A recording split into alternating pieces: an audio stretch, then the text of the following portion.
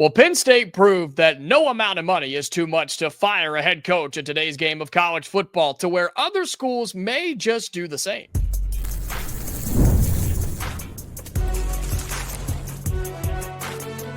You are Locked On College Crossover, part of the Locked On Podcast Network. Your team every day.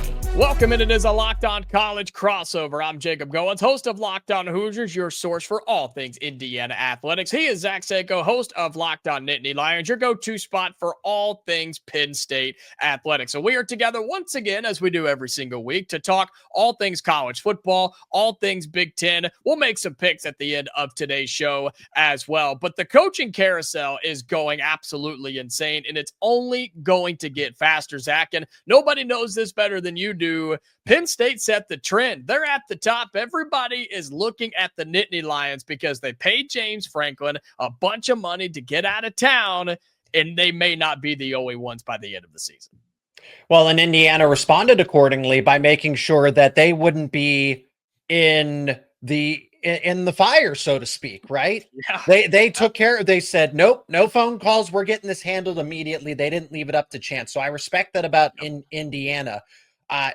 But I mean, we could see this massive domino effect where you're already seeing it with Florida, right? So this is a Big Ten focused show, but you have to incorporate Florida, who fired Billy Napier because the excuse was, well, the buyout and the recruiting classes. That was the same thing for Penn State. And they said, tough, you're done. Get out of town. We'll figure it out. And Florida's like, I guess we have to do it too. We don't like Billy Napier. He's worse than 10-2. So we got to move on. And now the conversation extends to, does LSU do something like that? Does Auburn do something like that? Does Wisconsin? Now Wisconsin's different because they gave a vote of confidence to Luke Fickell. But does that change as things continue to unravel, right? So did Florida State and Mike Norvell, right? Okay. They did the same thing. Yeah. And from what I've heard is that didn't really go over too well. Yep. So when we talk about the coaching carousel now, Indiana's in a great spot because you know who your head coach is, but we're seeing names pop up like Marcus Freeman in Notre Dame. You don't know at the end of the day. You don't know.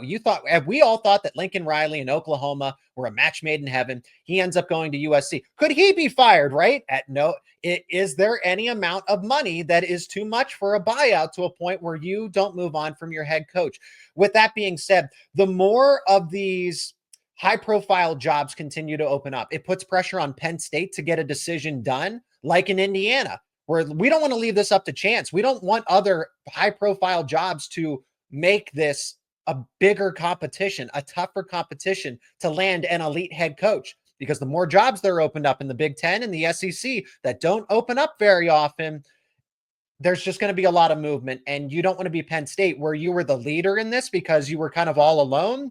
Now you have other cooks in the kitchen, and you don't want to have to compete against them. Well, what I look at here is that Penn State wasn't the first program this year to fire their head coach, right? Oregon State fired their head coach. Oklahoma State fired Mike Gundy. UCLA fired their head coach. Those aren't the same programs. Correct. Those are different levels of programs and different level of buyouts. That's what really sent shockwaves out across college football was, no way Penn State will fire James Franklin. They owe him $50 or $60 million. Ain't no way they'd do that. And then they did it. And it was like, oh, Penn State's for real. Penn State is legit. And it's so funny to me, Zach, that this is the one that gave the green light to the Floridas of the world and these other SEC teams and Big 12 teams and other Big 10 teams, which we'll talk about in a moment. This was the one that was the green light. But I remind college football fans, just a couple of years ago, Texas A&M paid Jimbo Fisher $76 million to get out of College Station. And everybody was like, wow, that's kind of crazy. But that one almost seemed like a one-off anomaly. This was truly the one that said, if you don't like your coach, doesn't matter how much, you can pay him to leave. And there's a little bit of nuance there, too. It's not that Penn State is stuck now with a $50 million bill to James Franklin. Franklin could end up taking one of these jobs. If LSU opens, Florida's open, Florida State could open, Auburn could open. he could be employed, and then that buyout goes from 50 million to potentially 10 million, 15 million. It's whatever the difference is for that poor guy, Franklin. Yeah, I know. So, but that's what I mean is that now doors are opening up to where Franklin might not be unemployed. You also have we haven't talked about UCLA, but it's the domino effect that when Penn State finds its next head coach and Florida finds its next head coach, other coaching jobs are going to become available. I mean, Washington could open up if Florida happens to go with Jed Fish, who is a Florida legacy. Yeah. Washington's got to find a head coach. That's, I think, a really good fit for James Franklin. If Florida State moves on from Mike Norvell and says, we want to go with James Franklin, which from an objective, hey, this is what our status is in college football, those two make sense. I've heard that it might not be the best fit. Florida State and James Franklin, it's not ideal. That's the word that I've heard used. It's the phrase ideal, but it might work because, Florida State, they're trying to break through and James Franklin's trying to reestablish some credibility. So that would be good. Virginia Tech's still out there.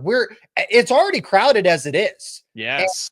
And do you want to be the school that gets in the middle of this? I don't know that you do, actually, because Auburn's talking about firing Hugh Freeze and James Franklin would be a realistic candidate for them, the Auburn portion of the media.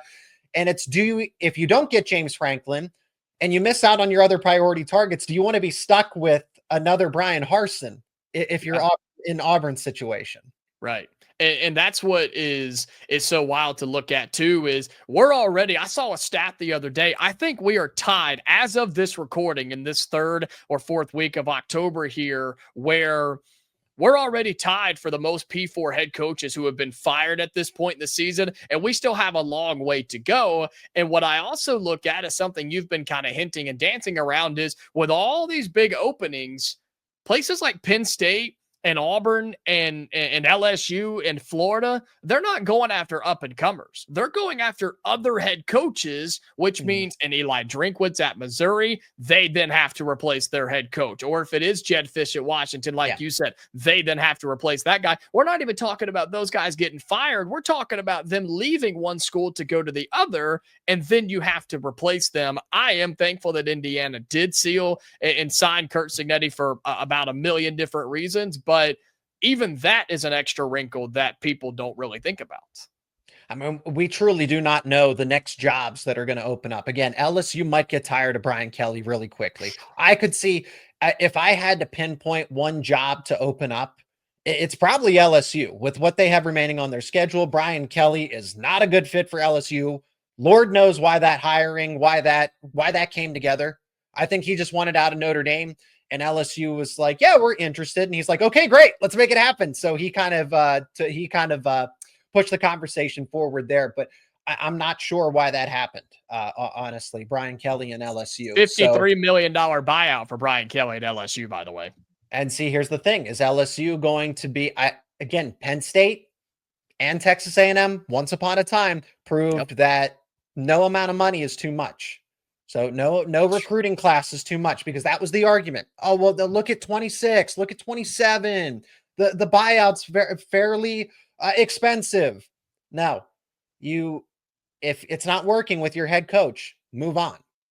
If you are not reaching your goals, it's okay to move on. So, but you have to get the hire right, or you are going to be stuck in that situation. So, fortunately for Penn State, they got a head start. Oh, well, Oklahoma State did it first. Arkansas did it first.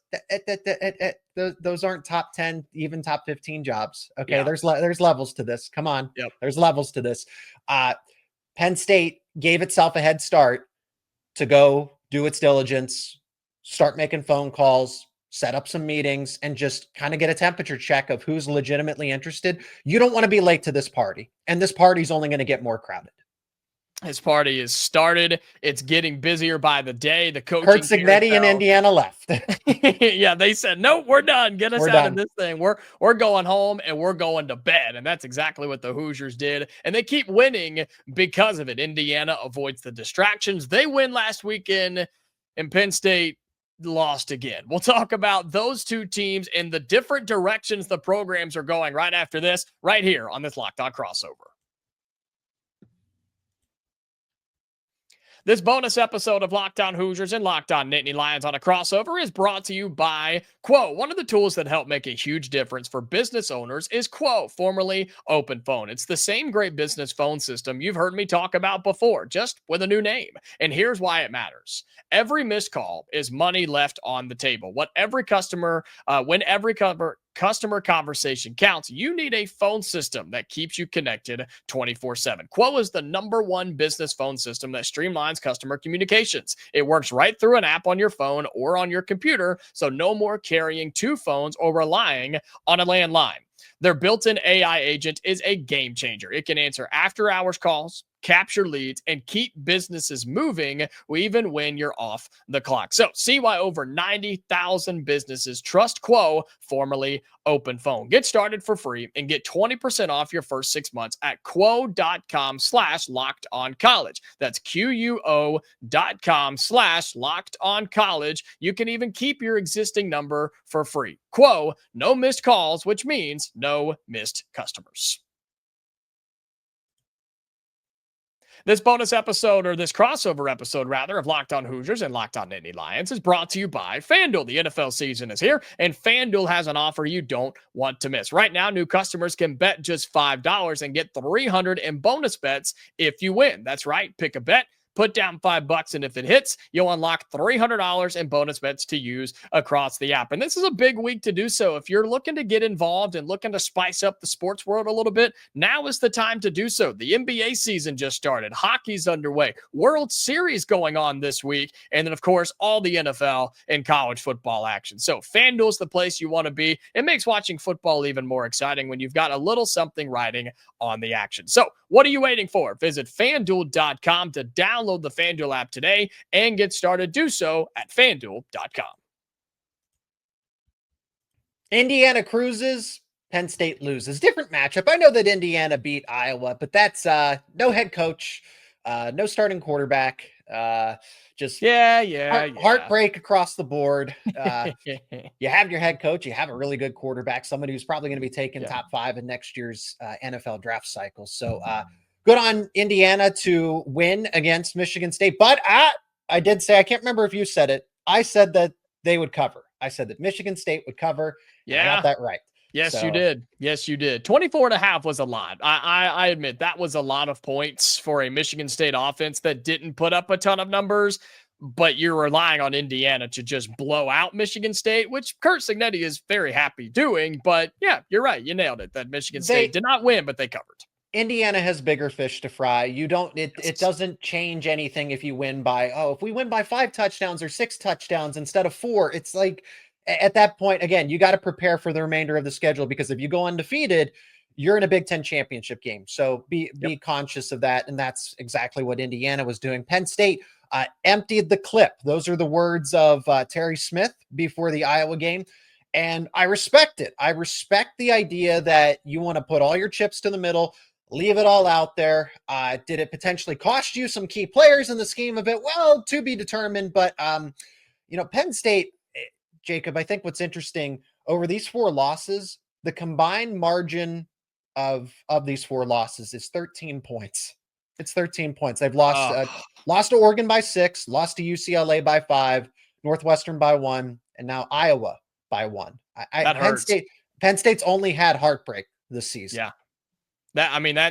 That's really tough to come back from, right? That's tough to motivate your team to overcome, because the message is we're so close. We're so close. We're right there. One play here and there, because that's literally what it means. Literally. And now you're trying to do so without a head coach and a staff that could be, leaving, and players wanting to be there or not be there. I mean, there's a lot of drama there, and you spoke to this more than anybody on Locked On Nittany Lions, but that's really hard to overcome. And when you lose to a team like Iowa, which apparently this was their Super Bowl from what I hear, the fact that you play a team that was motivated and wanted to be there, and not saying Penn State didn't, but this just the mentality factor here absolutely played a role in this. And Iowa, do you say they wanted it more? Is that safe to say, Seyko, that Iowa wanted it more?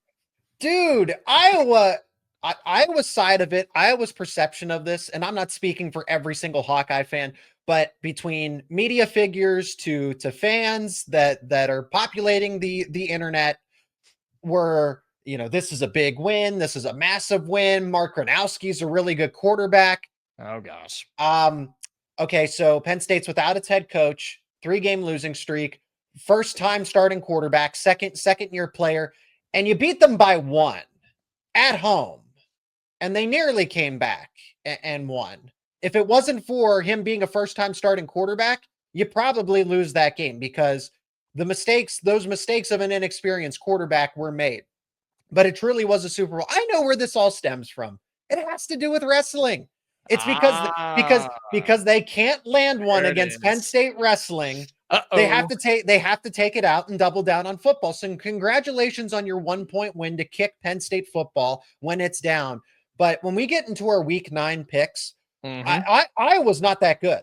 Seriously, the fact that Iowa only won by 1 and was trailing 21-10 at some point, that is not a good Iowa football team. Their offensive line's really good, but it's not. They still struggle with the forward pass, which is rich of me to say because Penn State, but hey, I can relate to Iowa.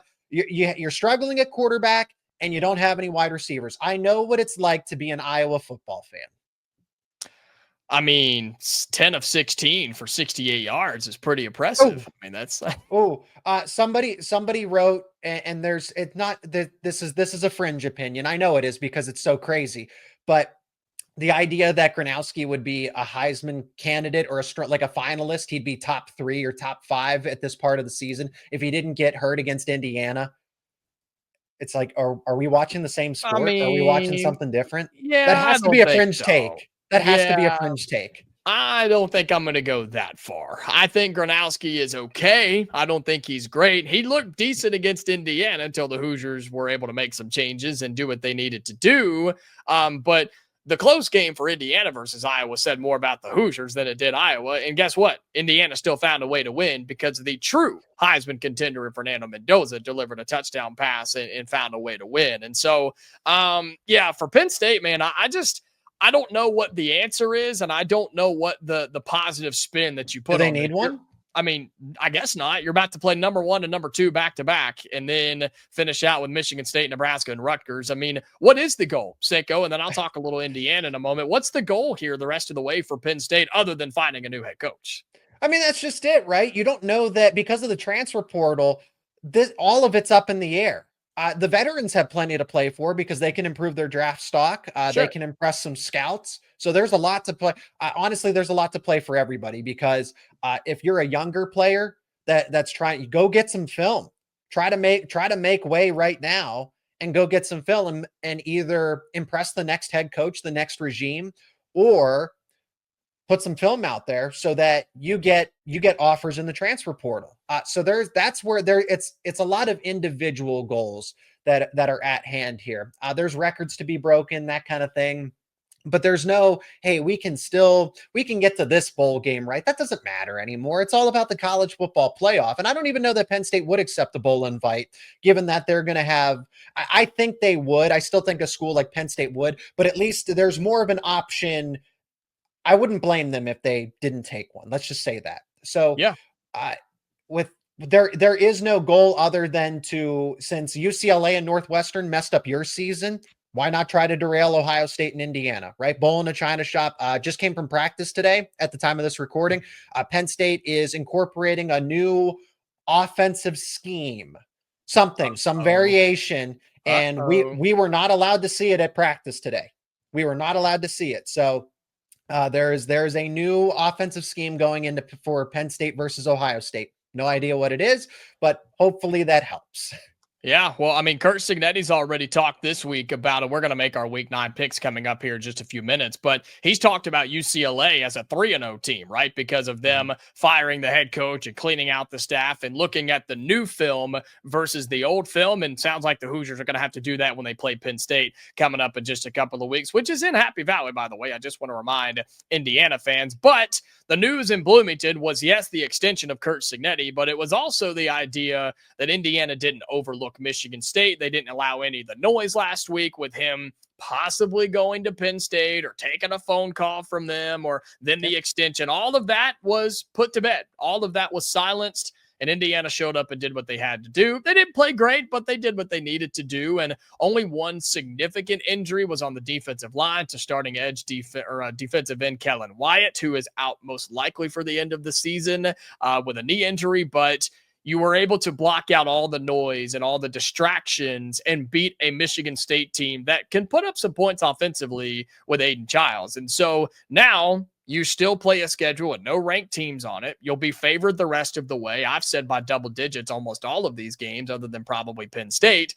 And Indiana is a bona fide playoff team. You have a chance to go undefeated, a chance to play in the Big Ten championship game, and be a top 4 seed in the college football playoff. Seyko, what more could you ask for? You know who didn't block out the noise? Nebraska and Matt Rule. Ooh, so yeah. I think I called that. Did I call that on this show last week? Or I think you called, because we both said the spread. We both said Minnesota spread, but I think you took it all the way to an upset.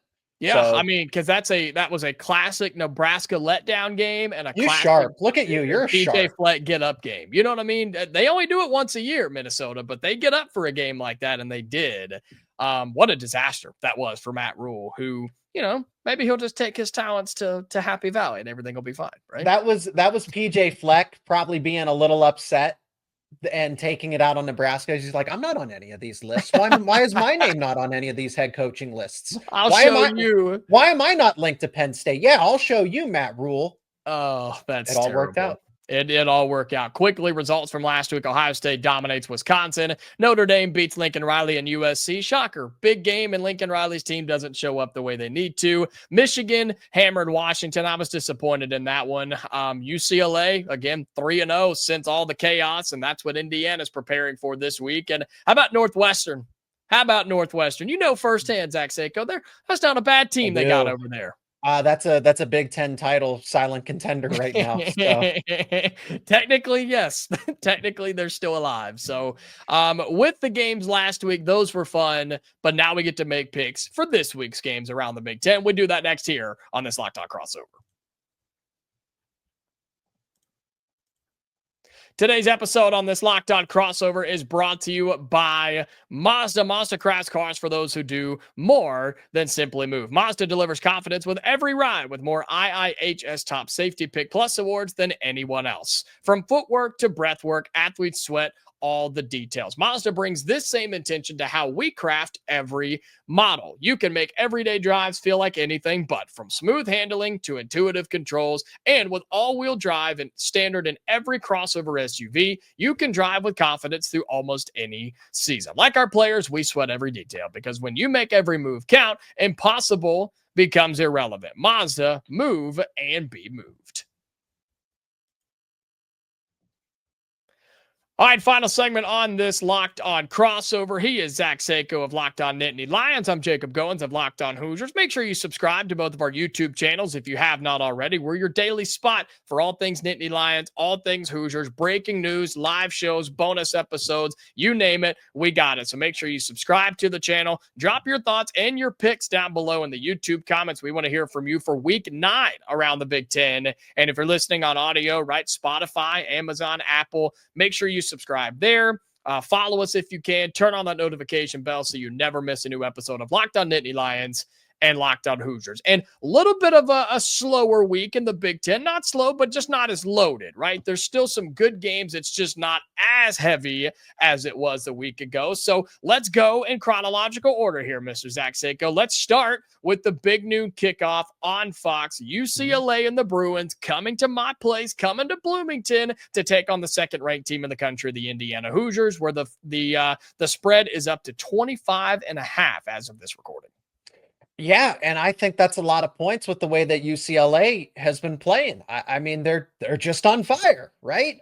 So Indiana, again, possible look-ahead spot. No, it's not a possible. It is a look-ahead spot, because you go to Beaver Stadium. You don't know what you're going to get from Penn State. This is a game where kind of the same thing. What do you prove by beating a team by 2 touchdowns versus 3 touchdowns versus 4 touchdowns? A win is a win here against a feisty UCLA team. Now, but it's on tape now. You know what Jerry Neuheisel and crew are doing. The offensive coordinator. You know how this team operates with Tim Skipper. I won't go too much on a tangent here. The UCLA, they're playing at 9 a.m. Pacific time. I'd normally use that argument here, but if I'm not mistaken still, UCLA actually practices early in the morning. They actually practice early to start the day, which is why they have multiple big noon kickoffs as an opposing team. So this isn't like, oh, this is bad. Their sleep clock's messed up. That's not a factor here. This is simply for the sake of Indiana is that much better than UCLA. I will take the points here. I obviously think Indiana wins, but something in the neighborhood of, something like a 34-17 or a 34-20, I think is fair to say. I don't trust UCLA's defense to get the stops they need in this type of a game. And they've played relatively well at times, but I don't think they've seen an offense like Indiana has in terms of just the all-around talent that Fernando Mendoza, these receivers are going to throw at them. And I'm with you, though. 25.5 points seems like a lot. Early game, UCLA's playing better. I'm just not going to take Indiana to win by that many points, even though, as I mentioned earlier, Kurt Cignetti has no problems with putting his foot on your throat and not letting up until the clock hits triple zeros, but that's just a lot of points. If Indiana can't find Nico Iamaleava, who is by far the most athletic and talented quarterback the Hoosiers have seen so far this year, it could spell trouble, but I don't think so. I like Indiana to win. I like a 35-10 here. I think the Hoosiers win. You're right there on that line, but I don't think they cover. I think Indiana wins and wins easily. This game is, believe it or not, fascinating. Another noon game on FS1. 5-2 Northwestern, 3-1 in the Big Ten, head to Lincoln to take on Nebraska, whose season may have crumbled last week, who is also 5-2, believe it or not. Northwestern, Nebraska, who you got? Well, it's not like they lost on a heartbreaker there either. That was a decisive 24-6 defeat. At Minnesota. So is Nebraska really that distracted by the Matt Rule coaching rumors, or are they just not that good? Or is Minnesota that much better? Here's the thing. Northwestern is a good team. Northwestern still to go on the road and defeat Penn State again. I watched that game in person. So they are a good team. They're not great. They're not making the Big Ten title game, but that's a solid middle of the road Big Ten team. I will take them to cover. I would like to think that Nebraska can win. I would like to think that Matt Rule is a good enough coach to block out the noise and not let one defeat turn into two, but I would also not be surprised if Northwestern wins this game. That's why I think it's a field goal. Fortunately for Nebraska, they are at home. This is something 23-20, something like that. Yeah, I think Nebraska has to make a play late offensively. I think they do, but Northwestern's defense and run game, we've said it all year, it'll keep them around, it'll keep them in it. And what does that crowd look like in Lincoln? That's what I want to see there at Memorial Stadium. I take Nebraska to win, but I don't have them covering either. I like a 24-17 or something, right around that spread, but Nebraska maybe to pull away there. Yeah, the hook maybe. All right, quickly here. One team has to get their first win in Big Ten play on the season. Rutgers or Purdue? Who do you got? Oh, this is an ugly game. I know it's going to have points. Both these teams are just they're fun. They're silly on offense. I will take Rutgers here because I've seen them play a little bit more, so maybe I'm a little biased there. But watching Rutgers operate against Iowa, for example, it took a lot away from that game. So Rutgers offensively, I just think is a little more sound than Purdue, but it's truly a toss-up. I just like a lot of points. So some sort of shootout that's 31-28, Rutgers. Okay. It has the highest total of any Big Ten game on the weekend, 58.5 as of we talking about it right now. I'll take Rutgers by 1,000,000 because Purdue sucks as always. This matchup, middle of the afternoon, the fact that this is stuck on the Big Ten Network is a crime to me, and two teams that I had higher aspirations for, both 5-2 on the season, Zach, both 2-2 in Big Ten play. Illinois heads across the country, the 23rd ranked team in the country. They visit the Huskies at Husky Stadium. I'll give you my pick. I like Washington to finally figure it out on offense, man. They've gone against some really solid defenses that have simply shut them down. Ohio State and Michigan. I like Washington to break it open here, and I don't trust Illinois to come back from a big deficit on the road if they get in a hole here. Give me Washington to win. Give me Washington to cover. Another similar setup here where these teams are evenly matched, and you should just expect points because Washington will push the pace, and Illinois will have no choice. They can keep up, though. If Washington tries to turn this into a shootout, Illinois absolutely can keep up in this game. But the travel, Washington being tested, they're only going to get better. This is a second-year quarterback in DeMond Williams, so he's only going to get better. I feel like Illinois has kind of reached its ceiling. Could this be a field goal game? Absolutely. Washington wins. I think Illinois covers. I think this is a close back and forth. Okay. Again, similar setup where it's 35-31 or a 30-27, 31-28, that kind of, but Washington wins. Home field advantage helps. A game going on at the exact same time.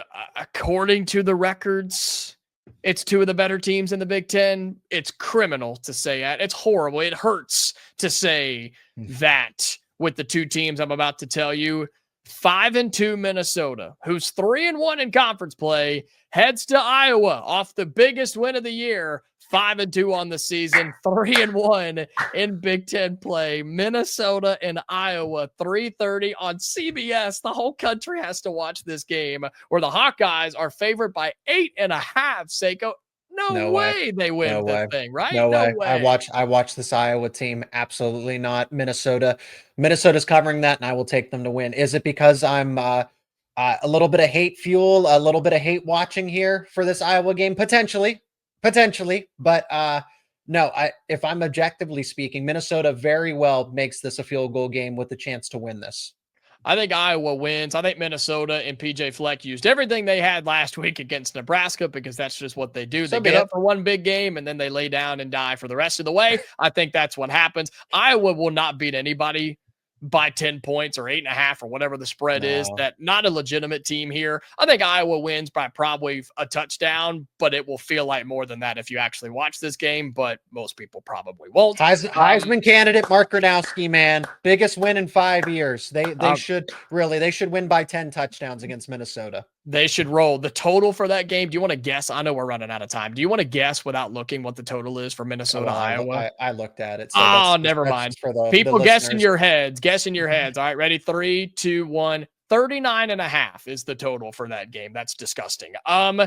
Does Oregon cover a 33.5 point spread when Wisconsin comes to town? Yes, we can't. There's nothing to analyze with Wisconsin, and that's a road trip. Yeah. It's not. Let me say this: it's not Luke Fickell's fault. It's not. Wisconsin as a program has not adapted with the times. I feel bad for him. It's not Fickell's fault. And they're not willing to pay the money to make it happen, whether it's him or NIL or whatever the case may be. So, Oregon by a lot. 25th ranked Michigan on the road in East Lansing, making the short trip across the state. They'll take on Michigan State late Saturday night on NBC. The Wolverines favored by 2 touchdowns on the road in East Lansing. That's a cool game. I like this rivalry for what it is, but it's not what it used to be right beforehand. Okay. At least over the past decade. Jonathan Smith, is he looking around? Is he looking at another coaching job? You could tell a little bit against Indiana that they weren't totally focused in. I got to imagine that Michigan still appreciates this rivalry for what it is. I don't think Michigan State does at the moment. So I will take the Wolverines to win decisively. If there's a backdoor cover in there, I'd still probably take Michigan to win by at least 2 touchdowns, maybe 3. They're just a better football team. Bryce Underwood's only getting better. So Michigan by at least 2 touchdowns, even 3. Okay. I like 28-17 Michigan to go on the road. Sneaky good game at halftime, but Michigan pulls away with the run game in all facets. So should be a lot of fun across the Big Ten slate in week 9. And we have a lot of fun talking about it with you every single week. He is Zach Seyko, host of Locked On Nittany Lions. I'm Jacob Goins of Locked On Hoosiers. Again, subscribe to both of our respective YouTube channels if you want more content on the Nittany Lions, more content on the Hoosiers. And again, we do this every single week, talking the biggest pieces of news, talking about the drama that unfolds in the Big Ten, and of course our picks each and every week. So until next time, Nittany Lion fans and Hoosier fans, stay safe, and we'll talk to you later. Mark Gronowski for Heisman.